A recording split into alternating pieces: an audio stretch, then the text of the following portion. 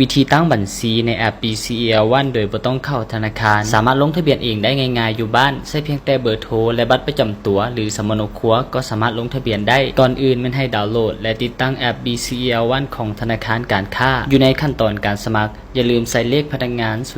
02190 และเลขหน่วยบริการ 220 เพื่อให้ธนาคารอนุมัติรายการให้ไวขึ้นหลังจากดาวน์โหลดแอป BCL One มาติดตั้งให้กดเปิดแอปกดอนุญาตสิทธิ์ต่างๆกดไปที่ปุ่มลงทะเบียนเพื่อเริ่มขั้นตอนการลงทะเบียนนำใช้แอป BCL One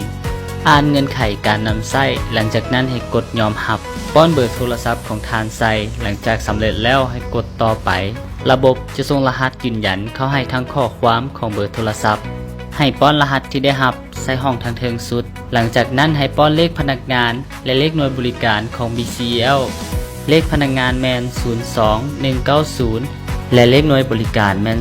220ซึ่งรหัสนี้สามารถใช้ได้ทั่วประเทศหลังจากที่ป้อนเลขพนักงานและเลขหน่วยบริการสำเร็จแล้วให้กดต่อไปเติมข้อมูลของทานใส่คือเพศชื่อและนามสกุลและวันเดือนปีเกิดข้อมูลต้องตรงกับเอกสารที่ทานนำใช้ในการสมัครหลังจากสำเร็จแล้วให้กดต่อไป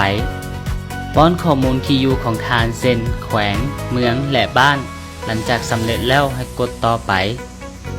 สร้างรหัสผ่านที่ทานจะนำใช้ในการเข้าสู่ระบบ BCL One แต่ละครั้งรหัสผ่านต้องประกอบมีตัวเลขและตัวอักษรภาษาอังกฤษรวมกันให้ได้6ตัวขึ้นไปป้อนรหัสผ่านอันเก่าใส่ห้องทางลุมอีกเทื่อนึงเพื่อยืนยันหลังจากสำเร็จแล้วให้กดต่อไปกดลงทะเบียนใบหน้าสามารถปฏิบัติตามคำแนะนำทางด้านลุมหรือเปิดเสียงเพื่อฟังคำแนะนำจากระบบหลังจากลงทะเบียนใบหน้าสำเร็จแล้วให้กดต่อไปกดเลือกสัญชาติกดเลือกเอกสารที่ทานจะนำใช้ในการสมัครตัวอย่างใช้บัตรประจำตัวในการสมัครป้อนเลขที่เอกสารวันเดือนปีออกเอกสารและวันเดือนปีหมดอายุของเอกสารหลังจากสำเร็จแล้วให้เลื่อนลงมาทางด้านลุ่มกดถ่ายรูปโดยให้ปฏิบัติตามรูปตัวอย่างที่แสดง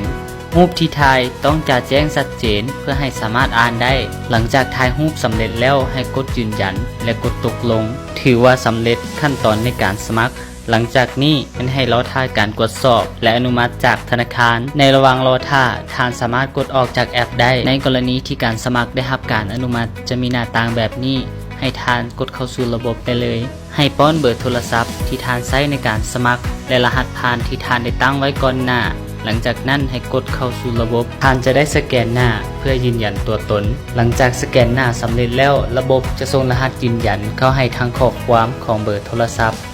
ให้ป้อนรหัสที่ได้รับใส่แล้วกดต่อไป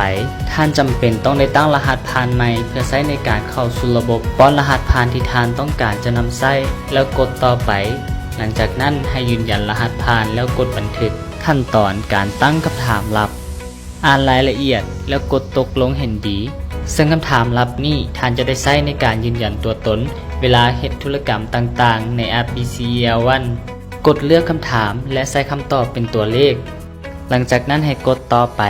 หลังจากสำเร็จทั้ง3คำถามแล้วให้กดบันทึกเพียงเท่านี้ก็ถือว่าสำเร็จขั้นตอนการลงทะเบียนนำใช้บัญชี One Cash Wallet ในแอป BCL One ด้วยตนเองสามารถนำใช้บัญชีนี้ในการเคลื่อนไหวให้ธุรกรรมต่างๆได้เลยสำหรับบัญชีกระเป๋ามันจะบ่มี QR เวลาจะโอนเงินเข้ามันให้ป้อนเบอร์โทรศัพท์ที่ใช้ลงทะเบียนใส่แทน